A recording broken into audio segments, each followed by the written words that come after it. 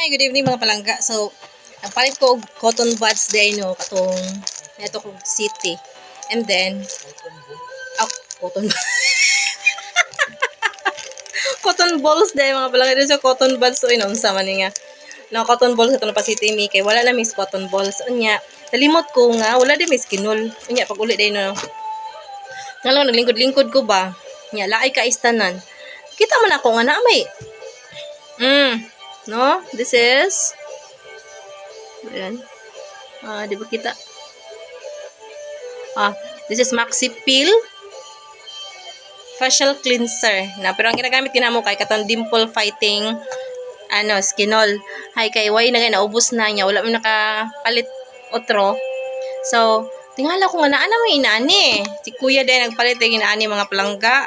Nagpalit siya ng inaani kay siya start na mag-usayahan ng mga punggod-punggod ba niya. I told him nga di mo siya bagay sa yaha kay this is higher man ata mga gurang ni siya no, may mga tama na sa edad. Kuya is just 14 pa man lang na siya.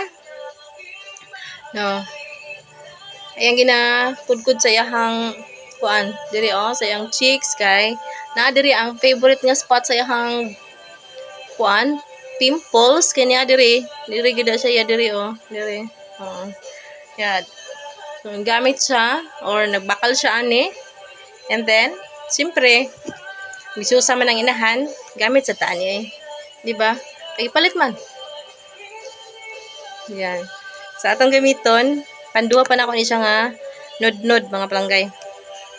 No, hapdos man siya murag kuan. Pero kung gamit sa akong manghod kay murag naamtoy ka nang na mga bagal-bagal o na bagal-bagal na. Kung naibay-bay, kuan man to siya murag naitawas ba yan no?